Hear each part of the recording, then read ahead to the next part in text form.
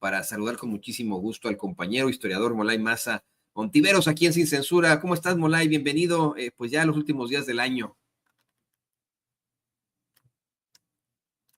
Creo que está cerrado el micrófono por ahí. Acá.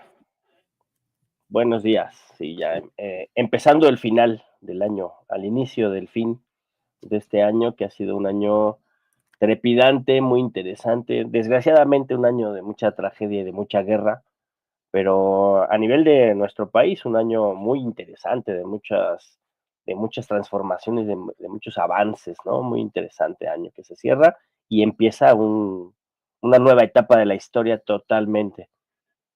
Ya veremos cómo nos va. Sí, hombre, tienes toda la razón. Ha sido un año, pues, triste al hablar de cómo se configuró ese genocidio desde un principio, también, pues, cómo ha continuado la guerra en Europa, cómo ha estado también, cómo han habido una serie de conflictos en África Central, tantas problemáticas por ahí, pero que ha sido también muy positivo para los mexicanos en cuanto a nuestra democracia, a nuestra lucha por la verdad con justicia. Pues, ¿qué te parece que hablamos de eso? ¿Qué te parece que hacemos un resumen de hacemos un breve balance y las perspectivas para el 2025, pero un balance también de 2024, querido Molay? Sí, es necesario, ¿no? Como que en cada familia, cada persona, hacer al cierre del año, incluso es algo que yo hago en mi cumpleaños, ¿no? Que el cumpleaños es como el año nuevo de cada individuo, ¿no? Pues cerrar el ciclo pensando qué fue lo que hicimos durante el año, durante este periodo de 365 días, qué salió bien, qué salió mal, qué podemos continuar empujando y qué cosa hay que corregir y superarla, ¿no? Y seguir adelante. Y creo que este año nos deja lecciones muy valiosas. Uno, recordando a los clásicos, ¿no? Recordando al viejo Marx y a Lenin, que insistían, siguiendo a palabras de Hegel, que en la vida de los pueblos, cuando hay procesos revolucionarios, en unas cuantas semanas o meses se sintetizan procesos que se pueden dar en años o en décadas, ¿no? Y este año 2024, eh, pues sintetizó un montón de procesos, ¿no? Primero, que era el último año del primer gobierno democrático, popular, nacionalista, de una nueva era para nuestro país, ¿no? El gobierno de Andrés Manuel López Obrador, el presidente eterno, eh, se sintetizaba ya un montón de logros, avances, triunfos, ¿no? Disputas que eran el inicio de recuperar la soberanía nacional, el inicio de recuperar el orgullo de nuestro pueblo y el inicio de defender legalmente, democráticamente, progresivamente, ¿no? Los intereses de las mayorías sociales en nuestro país, cosa que no pasaba, pues nunca había pasado, ¿no? Porque antes se había defendido, pero a chingadazos, ¿no? La independencia, la revolución de Ayutla, la revolución nacional, la expulsión de Maximiliano por ahí, ¿no? Entonces, ahora lo estamos haciendo democráticamente, insisto, progresivamente, legalmente, entonces eso implica procesos que a veces son más lentos, ¿no?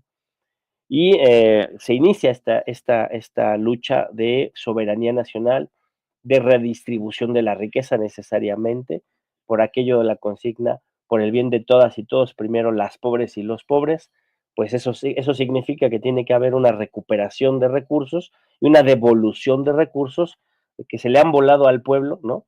La idea de devolver al pueblo lo robado es un eje rector del proceso de transformación, porque no se trata de lo que te roben necesariamente así de tu bolsa que te lo saquen, ¿no? Sino de lo que históricamente una minoría rapaz le ha robado a través de la explotación, a través del saqueo, a través del expolio de lo que fue el régimen neoliberal, pues al pueblo trabajador, ¿no?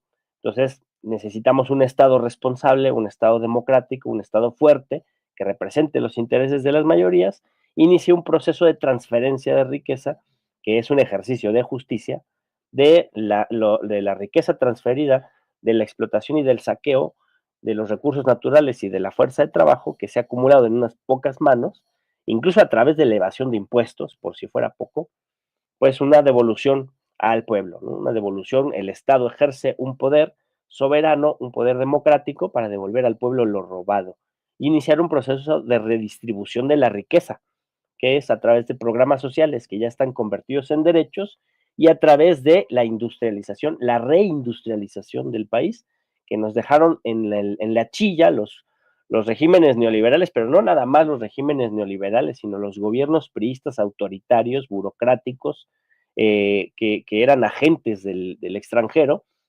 nos saquearon el país, nos dejaron sin industrialización, nos dejaron como un país dependiente y pues salir de eso es muy difícil. Se inicia eso con construcción de infraestructura, ¿no? Que lo estamos viendo con el Tren Maya, con el Transísmico, con el aeropuerto Felipe Ángeles, ¿no? Con la construcción de refinerías, con la construcción también de infraestructura médica, con la construcción de infraestructura carretera, con la construcción de caminos, ¿no? Todo eso, con la construcción de presas, el mantenimiento de lo que ya existía, todo eso implica la rearticulación de una planta industrial técnica que permita al país pasar a una nueva etapa. Y el 2024 fue el año en que se sintetizó todo este proceso con una nueva era, que es la era del tiempo de mujeres, ¿no? Ahora que lo tenemos ya clarísimo, pero pareciera que fue hace muchos años, pero apenas hace menos de un año, un poco menos de un año, estábamos en el proceso a ver cómo se desarrollaba la campaña electoral y cómo se triunfaba, ¿no? Apenas a mediados del 2024 se ganó la elección, ¿no? En el 1 de junio y apenas en octubre se dio esa transición, ¿no? Que también fue una transición histórica, inédita, nunca experimentada por ningún país en la historia, nunca experimentada por nuestro país, ¿no? Después de una elección democrática masiva, ¿no? La elección con mayor participación en la historia de nuestro país, eligiendo a la primera mujer presidenta de la historia con la mayor votación hacia una candidata en la historia del país. Es una cosa fenomenal. Y una vez que se tiene esa victoria, me salto todo lo de la campaña porque sería entrar en chistes, en chistes, si habláramos de la oposición, tendríamos que pasar a la hilaridad y perdería todo juicio y toda seriedad nuestro balance, ¿no? Pero para concentrarnos en lo que realmente vale la pena, pues inicia el proceso de transición y ese proceso de transición yo creo que si seguimos haciendo las cosas bien, pone una nueva institución democrática que será el tránsito del poder de un gobierno a otro a través de ese proceso de transición en donde el gobierno saliente le deja todo el andamiaje y le muestra a nivel nacional, recorriendo el territorio, todo el andamiaje de gobierno y todas las claves de gobierno a la siguiente administración, ¿no? Superando aquella vieja lógica priista, reaccionaria, retardataria, de que entra un grupo y expulsa al otro grupo y entrando echa todo o sea, bueno, el grupo saliente se lleva todo lo que puede, ¿no? Lo que llamaban el año de Hidalgo, y el grupo entrante llega y despotrica y persigue y deshace todo lo que se había hecho, si es que algo se había hecho, ¿no? Entonces, esa lógica de las administraciones, que es, por cierto, una lógica de la administración burguesa, en esencia, ¿no? De la democracia burguesa, ¿no? De competencias de pequeñas pandillas de mafiosos enriquecidos a partir del saqueo. Bueno, pues esa lógica, esta transición democrática, esta transición histórica, la ha dejado atrás como una cultura de la vieja política y se instituye, ya veremos en lo sucesivo, ¿no? Los historiadores siempre pensamos en etapas de largo plazo, ¿no? Periodos de largo plazo, pero ya veremos si eso se logra instituir, una transición así, ordenada, una transición donde una administración le deja todo el andamiaje, insisto, y las claves a nivel nacional, a nivel territorial, para que la siguiente administración llegue con todas las herramientas necesarias y continúe el proceso de buen gobierno, que también es un concepto que tenemos que agarrarlo muy bien. Ahorita que había gente que decía que si ya te diste cuenta de los negocios o de los coches de los gobernadores, particularmente de Morena, sí, sí, lujosos, ¿no?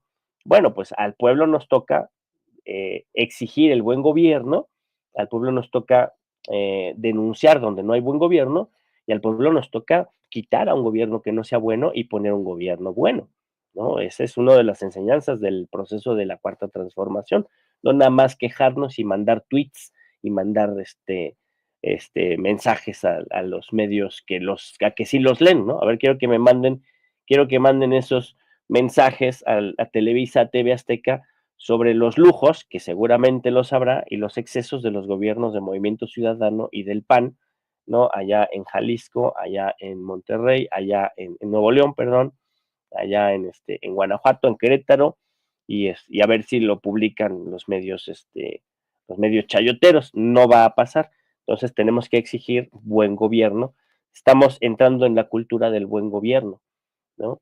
Pero también yo recordaba, empezábamos el año 2024, que ya se nos fue como agua entre los dedos, se iniciaba también con una lucha muy importante de discusión de reformas estructurales antineoliberales, por la recuperación de la soberanía del Estado democrático y por la recuperación de la soberanía nacional, ¿no?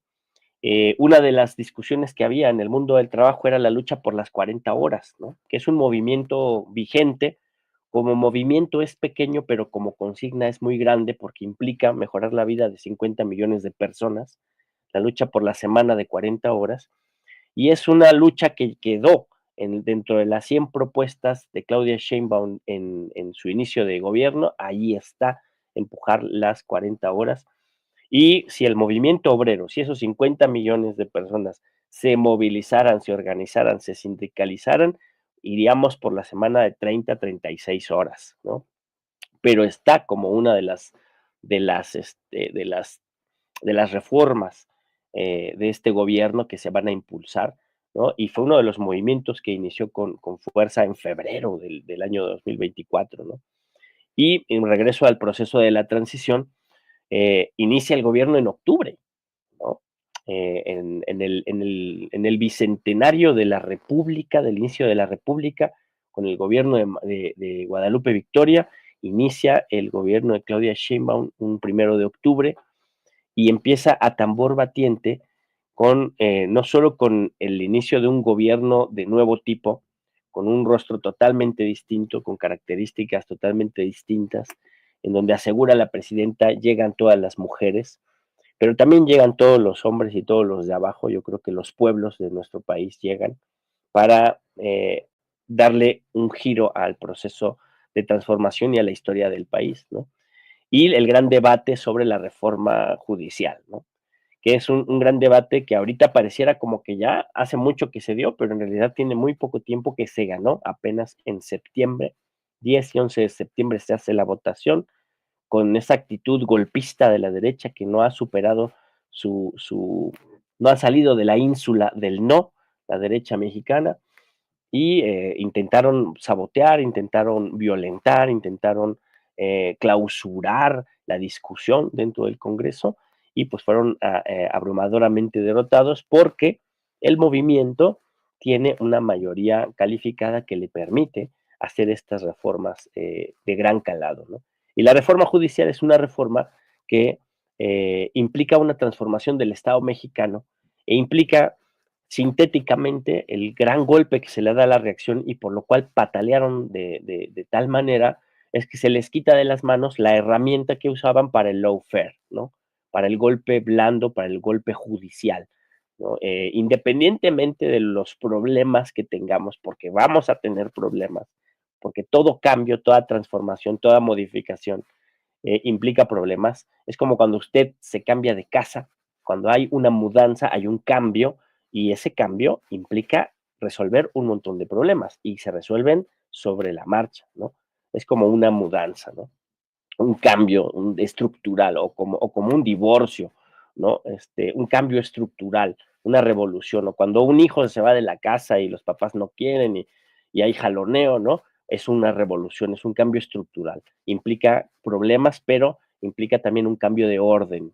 Y bueno, lo que pasa, la reforma estructural, la reforma al Poder Judicial, es un cambio un cambio institucional del Estado mexicano, en donde el poder ya no va el poder judicial ya no va a estar secuestrado por las mafias anquilosadas que venían hasta de siglos atrás, de familias y de intereses económicos que influían en las decisiones de jueces y magistrados, siempre en favor de los enriquecidos, ¿no? Ahora vamos a un proceso de elección de los jueces y magistrados, de las personas juzgadoras, y esos jueces y magistrados que van a quedar allí, electas y electos, van a también estar bajo el escrutinio y el ojo crítico de la población, ¿no?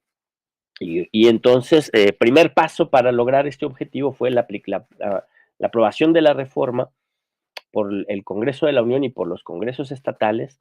El siguiente paso ha sido la organización del proceso electoral, que implica esto de la recepción de los candidatos, la selección y todo el proceso interno para que quede una lista final, ¿no? Y luego va a ser el paso más importante, el salir a votar, ¿no? Que todas y todos salgamos a participar en junio a hacer una votación masiva.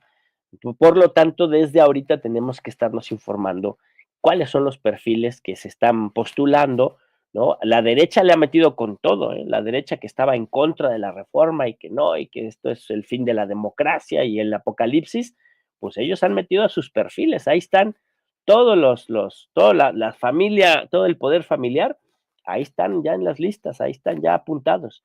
Entonces hay que ver qué perfiles democráticos, qué perfiles de luchadores sociales, qué perfiles de luchadores de defensa de los derechos humanos, de defensa de los derechos de las mujeres, se anotaron allí y apoyarlos, ¿no? Y tener un poder judicial equilibrado, ¿no? Seguramente algunos sectores de la derecha votarán por sus perfiles y lograrán meterse al poder judicial, y entonces tenemos que lograr que entren perfiles progresistas, democráticos y transformadores ahí al Poder Judicial, ¿no? Pero eso es parte ya de las perspectivas, ¿no?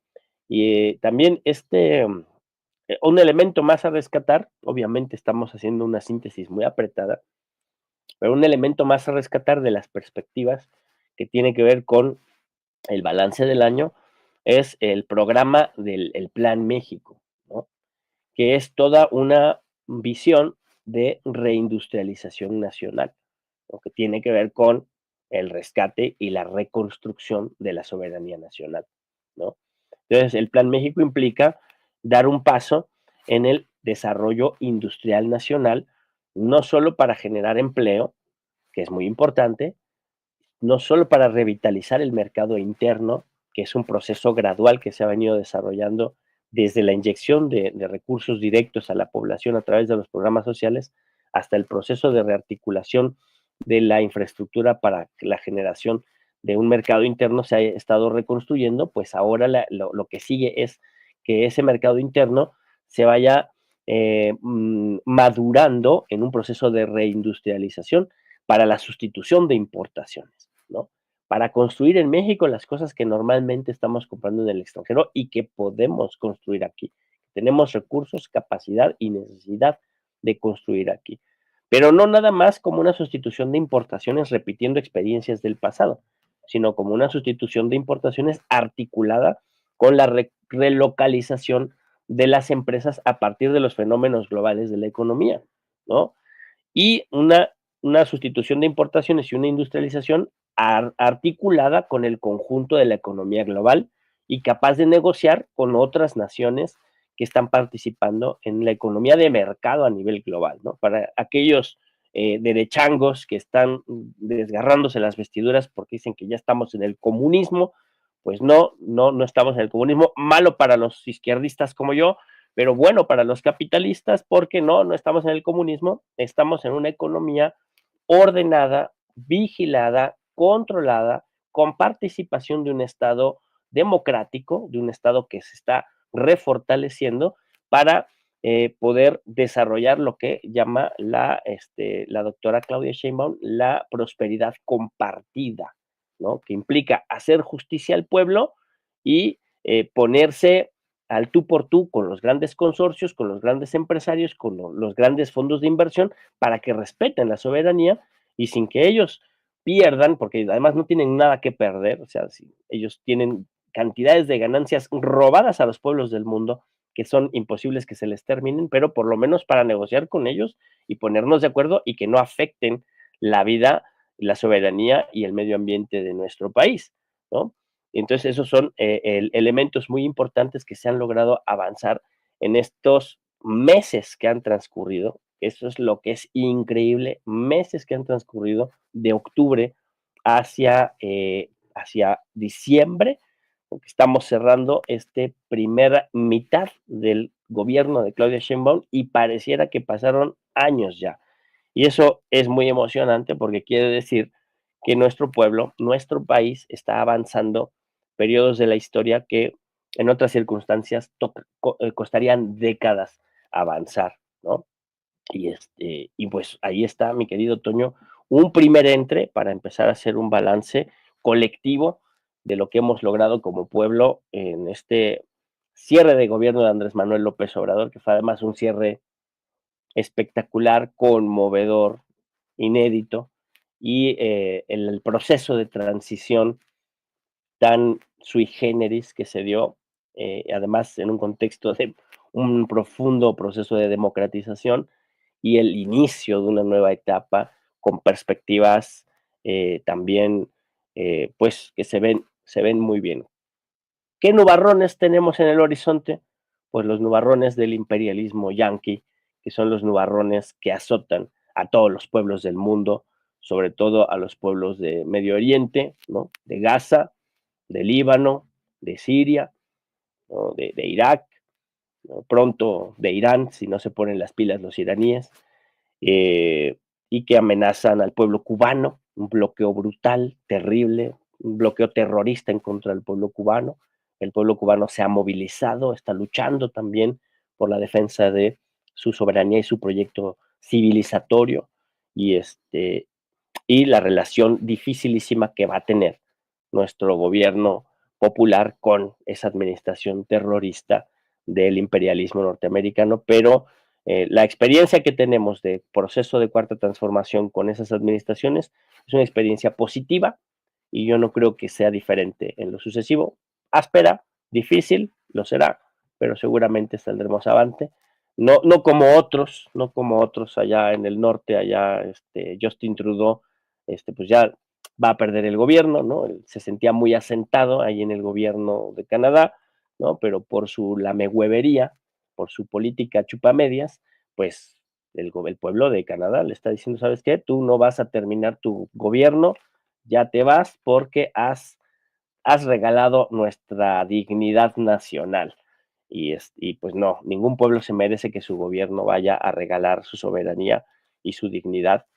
Nosotros fuimos víctimas de ese tipo de gobiernos chupamedias, lamehuevos, con todo el perdón, disculpen mi francés, por favor, pero no más, nosotros no más, no vamos a tener un gobierno así nunca más y vamos a apoyar a nuestra presidenta Claudia Sheinbaum en lo que le toque hacer para defender nuestra soberanía, nuestra dignidad y la paz, la libertad y la justicia que estamos logrando construir con el esfuerzo de nuestro pueblo, porque nadie nos regaló nada.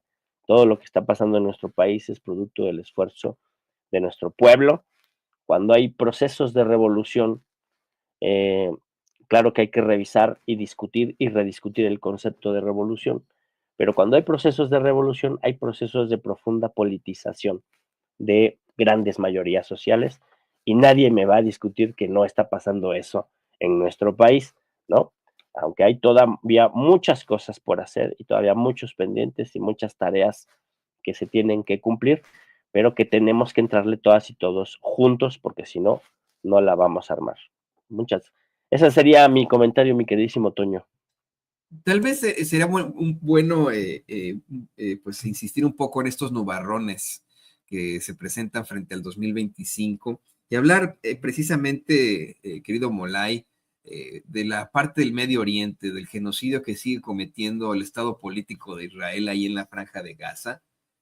Hay que ser muy claros en lo que está ocurriendo por allá, cómo es que en algún momento tendrá que responder la doctora Claudia Sheinbaum ante esto. Ya lo ha hecho en sus mañaneras, efectivamente lo ha mencionado.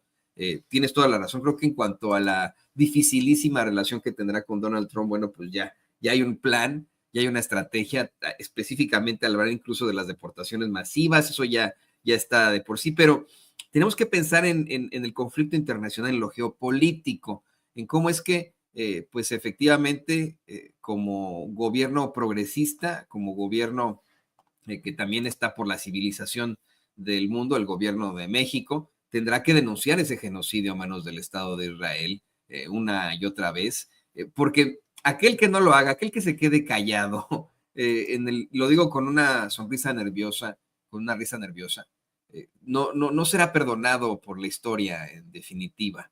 Creo que aquí también tendremos que revisar esa parte. Y si nos da tiempo, si puedes todavía, si no empieza la mañanera, también hablar de cómo es que, pues, en la opinión de tu servidor, yo no creo que se puedan infiltrar los fachos en el Poder Judicial en grandes números.